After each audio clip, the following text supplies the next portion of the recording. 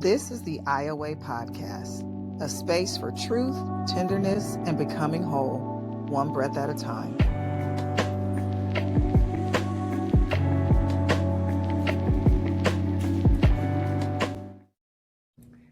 Welcome back, everyone, to the IOA Podcast, and I am Dr. Malika. For those of you who don't know me, and for those of you who have been with me on this journey for quite a while, welcome back to the IOA Podcast. And today we are talking about something that sounds simple until you really sit with it. We are talking about naming, and not just what your birth certificate says, how you were named when you were born, not just what people call you when they want something, not the labels that we followed or the ones that have followed us from childhood, from church, from school, or the names that we have had on us just as a means of survival. I mean naming as power, naming as a return, and as a spiritual act. So the title of this episode is simply The Power of Naming Ourselves. And if you have ever felt the weight of other people's words on your life, if you have ever had to shrink to fit a label, if you've ever had your name mishandled, dismissed, mocked, or erased, this episode is for you. So before we get into this and go a little bit deeper, you all know the drill. You know what's important and what we need to have done. We need to have you like and subscribe to the podcast. So please, please, please click the like button. If you are not subscribed, the subscribe button is right there. Please also subscribe. The more subscribers we get, the more we're able to get the message and the things out to those in the internet community, and we get more people here to listen to what we're talking about. So this is really important. If you're not watching this on YouTube and you're listening on Apple Podcasts or Spotify, please also like the show on those platforms, because that's very important for what we are going to do. And it's also important for all the different things that we're going to do.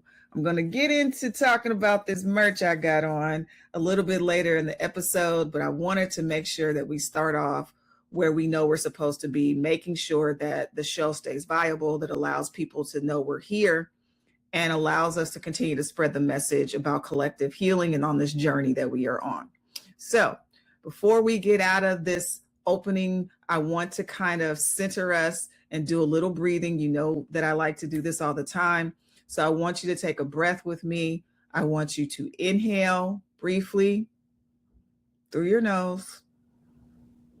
Hold it for about 3 seconds. Blow it out through your mouth.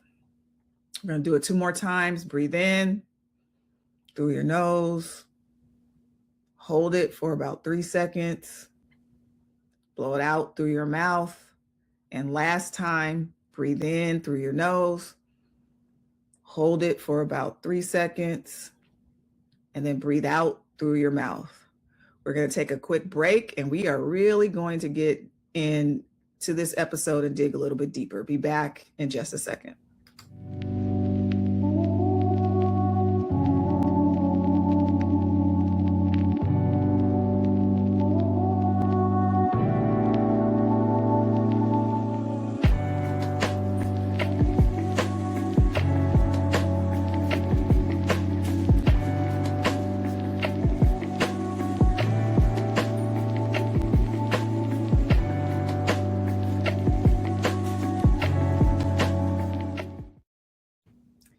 Welcome back, everyone, to the episode. I am super, super glad for you to be here, for us to talk about naming and the importance of naming. And I'll tell you the reason why this is important to me. For those of you who see my name, who know me, Dr. Malika, but knowing that Malika in itself, at its origin, is a Swahili word, but there is significance to the name. And I talk about in my book, which is our manual for the work that we do here, Rooted in Resilience. One of the things I talk about in the book is the intentionality with which my father named me and the intentionality with which he named all his children. Nothing was ever haphazard. When he picked a name for his children, there was purpose and there was a reason. And so names are important, but we want to go deeper into a truth that will anchor us when it comes to talking about names. The thing that's important, and I can't speak for whether or not my father knew this, brilliant. I don't know, because this discussion I never had with him, but the one thing we do know is that names are not neutral.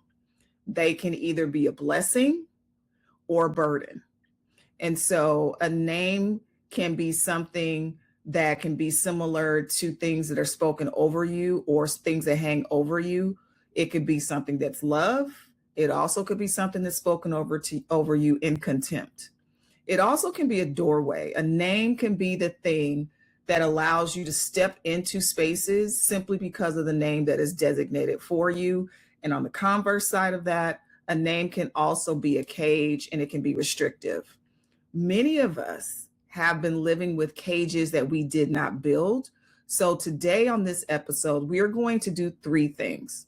First, we are going to talk about what naming means in ancestral and diasporic traditions, because this is not a new thing. This is very cultural. It's very much important to the Afrocentric perspective of looking at wellness and holistic living.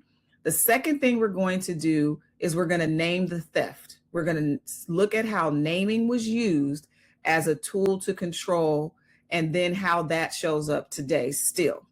The third thing we are going to do is we're going to reclaim.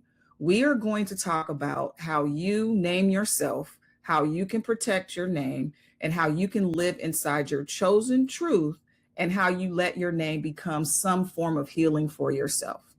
And then, as always, in every episode, I'll give you an eye of pause that will come in some point in the episode. Last week, we did it pretty early on.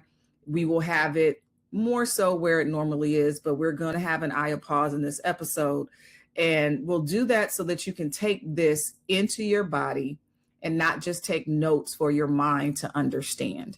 So at this point, we're going to take another break. We're going to get into talking about understanding what naming means. We'll be back in just a second.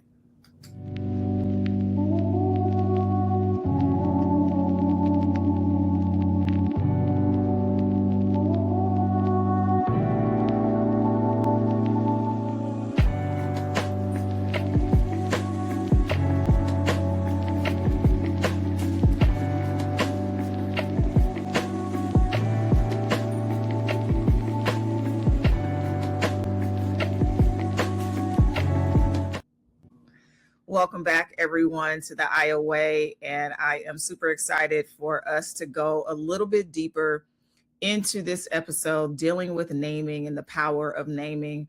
But before we get there, I am so excited to talk about the Aya gear and the Aya shop that is now available. So I'm going to try to stand up so you can see this shirt.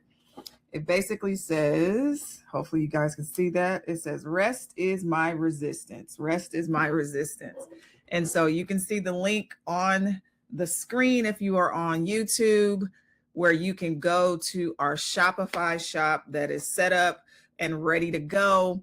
For those of you who are listening to the podcast, I will give it to you so that you can go and purchase your gear. We have t-shirts, we have hoodies, we have one baseball cap right now. We're going to eventually add some more things, but this was inspired by one of my life mentors who also wrote the foreword on Rooted in Resilience, the amazing and the powerful and the brilliant Bishop Cheryl Wyndham Davis. She is the one, when I mentioned to her about rest being my resistance, and she said, that needs to go on a t-shirt. And I said, say less. So we got this done pretty quickly. They came out amazing. The quality of the shirts are amazing. So I'm super excited to be able to rock this. I feel like this is part of our way of reminding ourselves. I'm a graphic t-shirt kind of girl. And so I often wear shirts that speak a message, not just to others who are seeing me wear them, but also to myself. And so sometimes I need to remind myself, especially in the current times that we're in, that rest is resistance, and that is us as a collective are resting right now.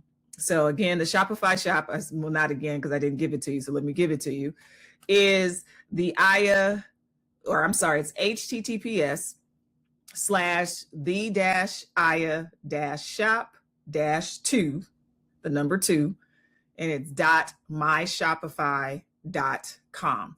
And I will also make sure that the store link, hyperlink, is in the description for the episode.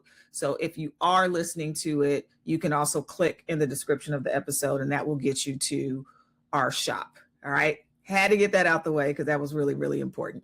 All right. So let's get into talking about what naming means. From West African traditions, naming is never a casual thing. It's very much ceremonial, and it's communal, and it has a spiritual component to it as well. It is what is considered to be a rites of passage. Some cultures name their children based on the day that they were born. So I have a sister, Soror, who is of Ghanaian descent. Her mother was born there. Her older sister was born there. And when she was named, one of her names, her middle names, is her day name. I went to Ghana. I've gone to Ghana twice, and I plan to keep on going until I can't go anymore.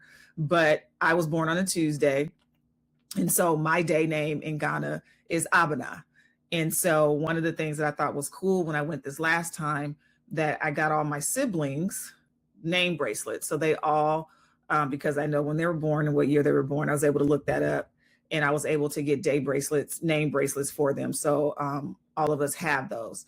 And so that is important because there's particular characteristics that they were speaking over you that they believed is connected even to the time you arrived in the world. Other things that we see is children being named based on the circumstances that are happening at the time. We see this in the Bible, right? Lineage, prayers, prophecies, or whatever the community is trying to call forth over that child. So naming, again, is never just to identify who you are. It is giving direction to your life.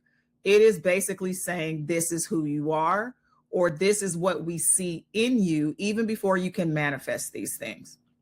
That is what you are going to be being sent to do when they name you with these amazing names. They're saying, we are sending you out into the world to be able to do these things.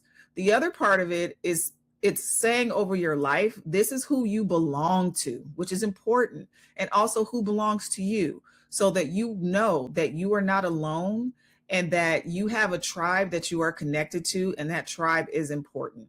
So I want you to sit with this information. I want you to really understand and embody how important it is to know what your name is meaning and what was meant to be spoken over your life.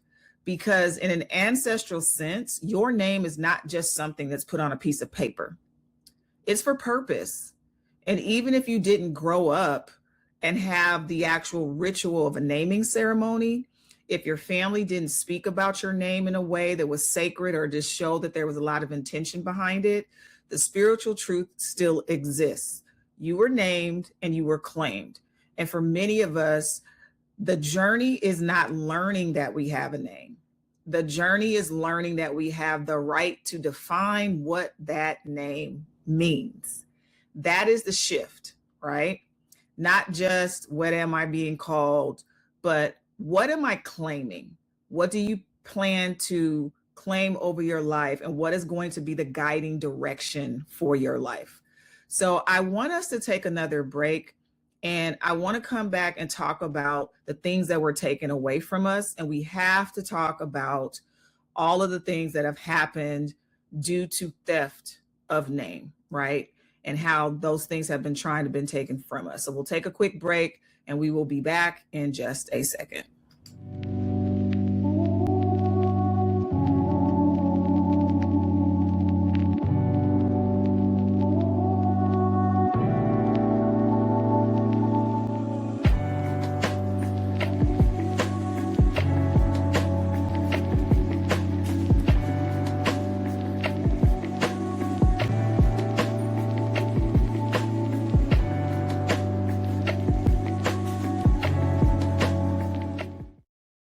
So I'm super glad for us to be back, and we're going to dig into some uncomfortable truths, but truths anyhow, because we have to tell the truth. We have to name a thing in order for us to move forward. And so we are going to talk about the theft of naming. So during slavery and colonization, naming was one of the first things that was stolen from us.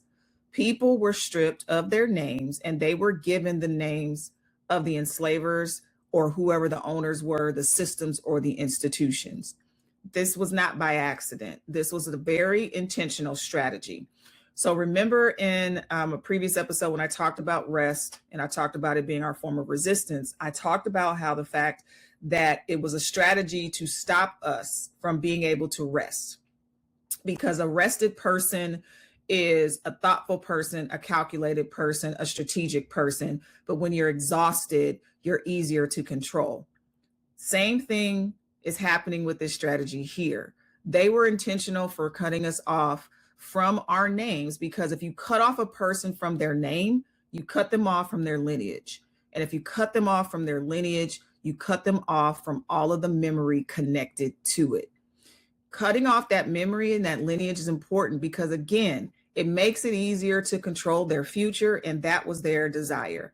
Their desire was to control the future, and they wanted to do that. So I want you to understand that none of these things were haphazard. And when we're talking about naming ourselves, we're not talking about it from a trendy standpoint. This is not some kind of trend. This is not something that's popular that we're just doing because it sounds cool. We are trying to repair a rupture that has existed for centuries. And that is why it hits very deeply when your name is disrespected, right? And I can speak because I got one of those names. When people either refuse to pronounce it correctly, when they joke about it, when they shorten it without asking, when they act like it's too hard, what they're saying is your identity is inconvenient to me. And I'm going to be honest, I take it that way. When I was younger, I would kind of give in to whatever I got when it came to my name. But then I realized that I have the right to be identified by the name that was given to me, the name that was spoken over me. And at this point, if you meet me, when people are talking to me and they're mispronouncing my name, I'm going to correct them, not because I'm being petty, but because that is my identity. And my identity is not an inconvenient moment for you. My identity matters, right? So this is how I look at it. And I'm going to say it real plain. Names can be challenging. I don't feel like I have a challenging name. I do often get people that say it correctly, and I often, praise them for that when they get it off the bat, right? I really appreciate it. Just a random experience I had last week. I went to the dentist, and I appreciated that the technician asked me how to pronounce my name so that she would not get it incorrect. I'm okay with that. But what I do feel like is when people disregard your name or they tell you that it's hard, they're being lazy, they're being entitled. And if we're being honest, they're being careless with something that is sacred. But I also want to acknowledge something that is very tender.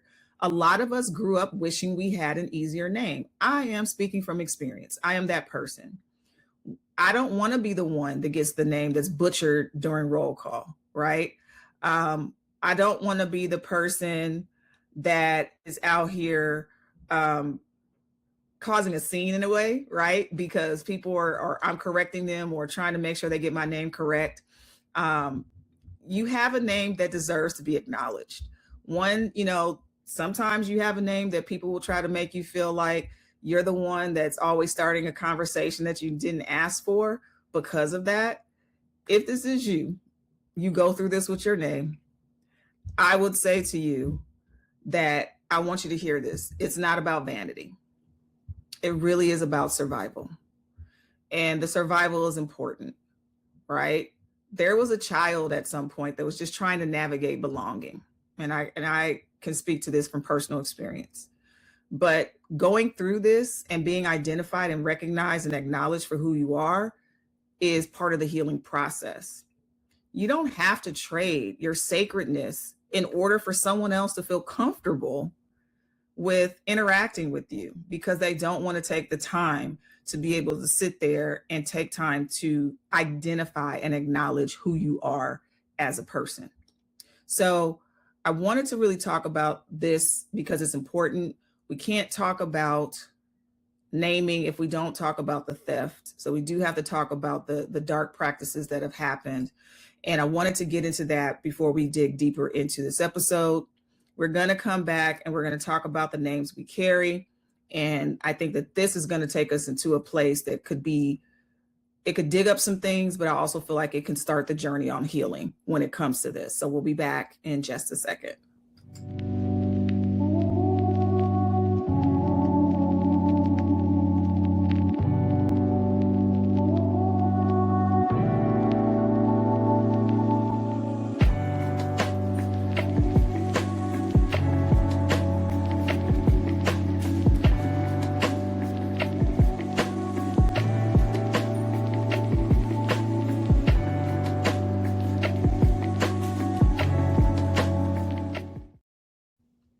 Welcome back, everyone. I am super excited for us to go a little bit deeper into this episode because it really is important to what we are doing. And so I want to just remind us some housekeeping rules. Remember that we need to like and subscribe to the podcast. It's really important to what we do. So don't forget to do that if you haven't already done so. For this episode, go on and click the buttons. You know what to do. You know what we do here. This is really important for the viability of our show. So we are going to get into talking about the names that we carry that are not ours. The names that we carry that are not ours. Because the truth is, the name issue is bigger than just your first name.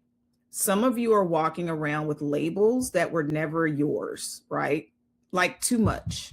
You're difficult. You're angry. You're fast, you're slow, you're lazy, you're broken, you're a problem, you're unlovable, you're always the strong one, always the responsible one. Some of these sound like not too bad of a thing, but some of these things are labels that you didn't ask to carry. They're labels, but they're also names, meaning that some of those things come from our family and they speak things over your life. Some of these things came from teachers. I remember sharing an experience with someone when I was in elementary school. And one thing that people knew about Michael Garrett is that he didn't play about his kids. And so I think I was in the third grade, and I've been in GATE since, I think I was in GATE starting in the second grade. I was in special classrooms for advanced students from like second grade on. And so the school I attended was considered to be, on average, it was a very good like academic school. And then they also had GATE there. So I traveled a little ways away from my home school to go here. And so I had a teacher that used to make fun of my name. And this is at the time when paddling and different things happened. And so I, at that early age, detested my name because he would literally make fun of my name in front of the entire class. My name is Malika, right? And so literally, this is not hyperbole or exaggeration, he called me leaky brains in front of the class. And I'm gonna just be candid, white male, right? Diminishing this child's identity at such a fragile age. So for some of us, I gave a list of things or labels or names that are put on us. I got that name from my teacher. It made me question not only my intelligence, but it made me question and dislike and have a disdain for my name. And then add on top of it that he decided without any reason or rational need to paddle me because I spoke up to advocate for myself. And that's where my dad comes into play, because he came down to the school to get the situation together. So some of us have this stuff from our teachers. Some of us have it from our partners that we're in relationship with. Some of this comes from church spaces. And so we often don't talk about the damage that church spaces can do, how there are unhealthy habits and patterns within the church, and we need to acknowledge it. But what we're talking about is that these are systems that are intending for you to be small. And so I want us to answer this question. Who named you that? Whatever the label may be. And why do you believe them? What is so special about that person that you believe what they are trying to put on you instead of you believing who you know yourself to be? Sometimes the most radical act is not changing your name. It's refusing the names that were assigned to you that do not belong. Because there's a difference between identity and projection. There's a difference between who you are and what other people need you to be so that they can stay comfortable. So I want you to see it from this lens, right? How people try to reduce me personally, my Blackness, in the spaces that I occupy, a lot of times is because it's what's comfortable for them. And I will offer you this reframe because I refuse to ever not be completely who I am. If someone tells you that you're too much, maybe you were just finally honest with them. You stopped holding back and you told them the truth. If someone's called you difficult, maybe it's because you finally put some boundaries in place. If someone called you angry, maybe you were just finally awake now. You're seeing what's going on around you. If someone called you cold, maybe you were finally safe enough to stop performing warmth or as if you were okay. You get to interrogate these labels. You do not, and I repeat this, you do not have to inherit what other people put on you. You have the right to identify who you are, and you have the right to speak over yourself, what you desire to see for yourself going forward. All right, we're going to take another quick break, and we're going to do some reclaiming and some renaming and some choosing when we get back. We will be back in just a brief second.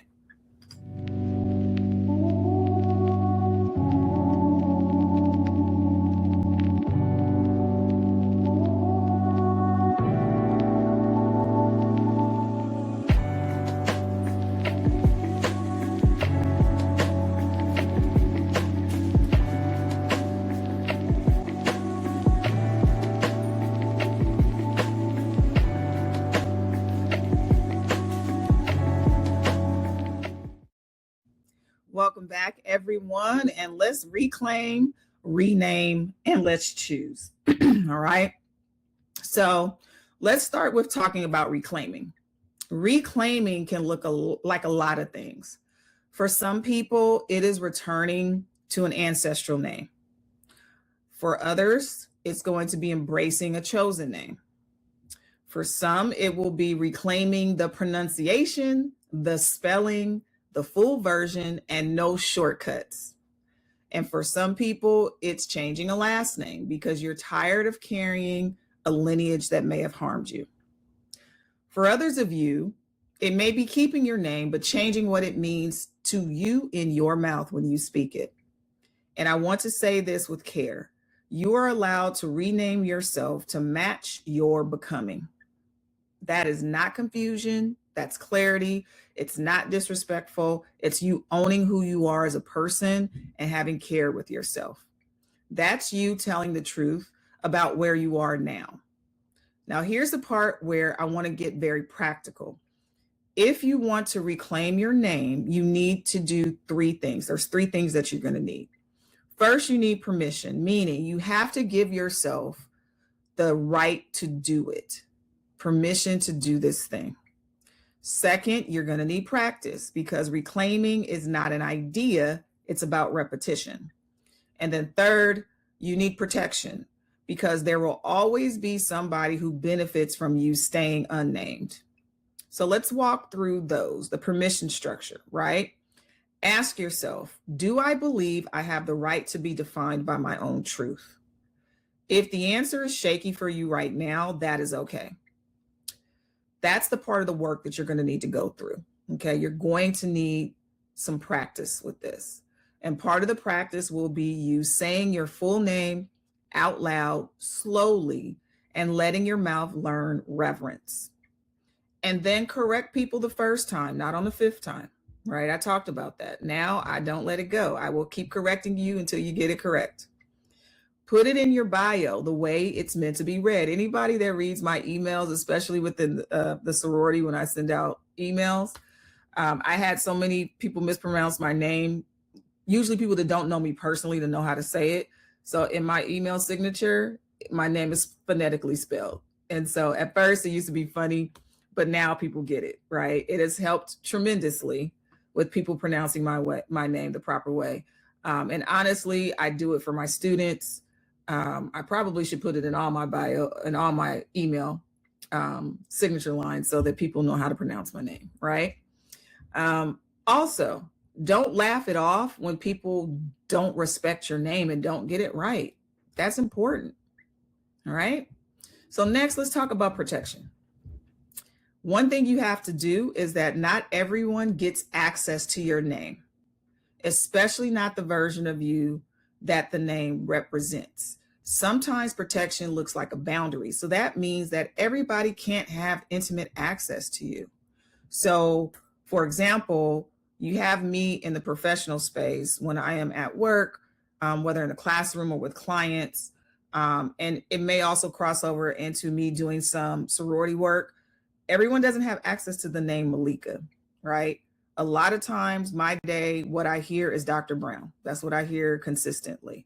And that is because there's a boundary there. There's an intimacy that comes with you calling me Malika. My siblings call me that. My best friends call me that. My sister sorors that are super close to me call me that, or they have a nickname for me, right? There's a boundary there because that doesn't mean everybody gets to call me that. You also need to let people know that there is a distance that sometimes comes with your name, meaning I need to give distance so you can understand the space that you occupy with me. And when I say by those spaces, you're now choosing spaces where you're intentionally making sure that your identity is going to be handled with care. Yes, sometimes it looks like letting people go, but we can let people go for a variety of reasons. But if this is the offense and it's chronic, you may have to let people go when it comes to this. Also, if someone refuses to honor your name, they're telling you something about how they will honor your humanity. And I think that is the key. What that teacher taught me in the 3rd grade was he didn't honor my humanity. And I questioned whether or not he even saw me as human. So you have the right to push back and let people know that it's not just a name. It's mostly my identity, but it also speaks to my humanity. And I think that that is an important distinction that you need to make. We're going to take another break. And when we come back, we are going to talk about naming in community. Be back in just a second.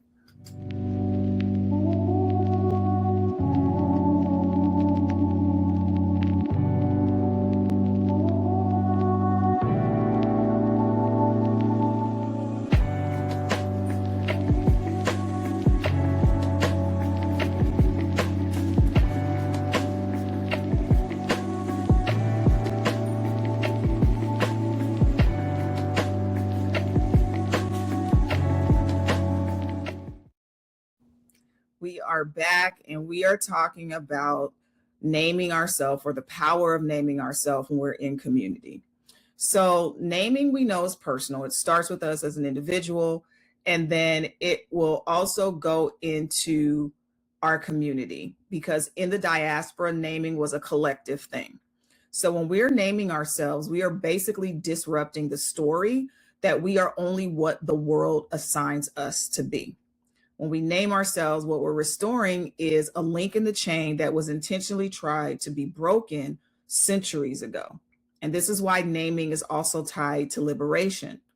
A person who can name themselves is harder to control, right? A person that's rested is hard to control. A person that can name themselves is also hard to control. A person who can name themselves is also harder to shame. You can't shame me when I know who I am and it has been spoken over me what I am going to be. You also, if you name yourself, you don't need permission to exist. You're basically saying that I am who I am. This is a freedom that you will have. And I want to connect this to the IOA and the practices that we do here as a framework. When you're rooted, you know where you come from. When you are in rhythm, you honor your pace. When you're in community, you're being witnessed by others. And when you name yourself, you stop living as a reaction to other people's definitions. You become the author of your own story again. And the truth is, many of us do not need a new life. We need a new name for the life we are already living. The name we may have doesn't live up to the life we are living. And it's not a fantasy. This is a truth, and this is a powerful truth. And so I want you to sit with this really quick, like punch together segment, because I could have drawn it out a lot more, but I felt like I wanted to be concise and to the point. I wanted you to hear my heart and what needed to be said about this, how this is such a revolutionary act for you to speak over your life. What I'm going to do is we're going to come back and we're actually going to do our Aya pause towards the end. And then we are going to get into closing out the segment or closing out this particular episode. So hold tight for just a second and we will be right back.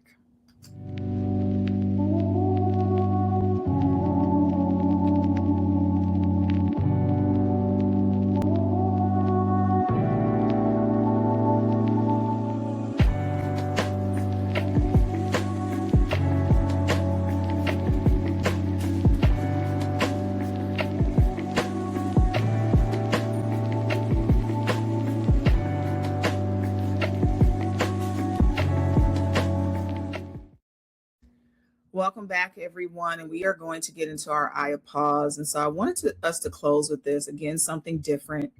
And I want you to get somewhere where it's comfortable and where you can breathe. And I want you to answer these questions either out loud or you can do them later in your journal. We're going to talk about what your name holds. And so I'm going to ask some questions that are going to pause you into thought, reflection, that will give you action moving forward. So the first question is, what does your name mean to you? And what stories does your name carry? Have you ever felt shame about your name? And when did that shift, or when do you want it to shift? Because part of it may not have shifted, but you want to get there. And what would it feel like to reclaim, rename, or redefine your identity on your terms? And then after you answer these questions, I want you to ask yourself, what names have you been carrying that are not yours? And after you identify those names, who gave it to you? And what would it cost you to put them down? What would it give you to put them down? If you put it down, what will you receive? And then finally, if you could speak your name with full tenderness, what would you want to hear in it? I know typically when we do the Aya pauses, we do some type of breathing to reset, but I wanted this Aya pause for this episode to very much be a reflection of who you are. And so I want you to sit with these questions, pause the episode if you have time, and I want you to really go through the questions and reflect. And we're going to come back, close out this episode with our closing remarks and our call to action. And we will be back in just a second.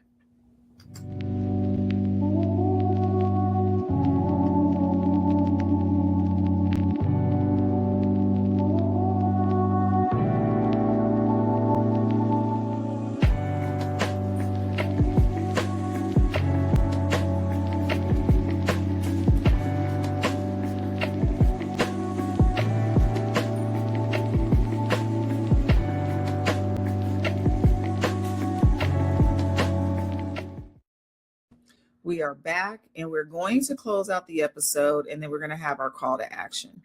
So if this episode met you in a tender place, I want you to know that you are not alone. Your name is not an inconvenience. Your identity is not a burden, and you are not too hard to hold on to. You are sacred and you are allowed to be named correctly. If you are listening on Spotify or Apple Podcasts, please follow the show so you do not miss any of the episodes coming forward. And I'm really excited about episode number 20 because we are going to talk about some freedom practices. Episode 20 will be the official ending of season 1. And then we will start with episode 21 that will take us into season 2. It's hard to believe that we are already almost 20 episodes into the Iowa podcast, which was something that I felt inspired and led to do as a way to talk to all of us in community and really help us heal. So I want to make sure that you are doing that. If you are watching us on YouTube, it's really important that you subscribe, because as we get subscribers, it allows us to do more with the show and allows us to expand. I also want to shout out the listeners in the city of Atlanta, Georgia, that listen to the podcast on WDJY, because this is also another way that we are getting out there. The show was found on YouTube and it was liked, and now it's been on the air since, I believe we have been on the air since October or November. I think we've been on the air since October, actually, in WDJY. And we're getting amazing ratings. So people are listening. We're looking at expanding. So this call to action is important. The more you share it, the more it gets out there, the more people learn the message. And I think you get the opportunity to see where we are going. Remember, again, if you're on YouTube, please, please, please share, like, subscribe, share. Share it with someone who needs permission to reclaim themselves, because they have not allowed themselves to really step into who they are. Reclaiming yourself for who you are, right? And if you want to go deeper with me, I want to make sure that you know we also have a community that we have interactions on Substack. And so I want to make sure that you know the way to get into the Substack community. And so that is on the screen for those of you who are watching on YouTube. But our Substack community is the ioway.substack.com. There are writings. We're building on reflections. There's practice. Also, I want you to know that we have a way for you to leave voicemails for me. So SpeakPipe is where we do it. And so it is speakpipe.com/theIOA. So that is another place where you can come into community with me and interact with me. For this episode, I really want you to take the IAPause seriously. I really want you to go back, listen to it, and dissect and deal with it, because your spirit needs it. This is a way for you to protect your spirit and keep choosing yourself and your return. So remember, again, this is the IOA. This is a space where we are healing loudly and we are living softly. Until next time, have a great rest of your week.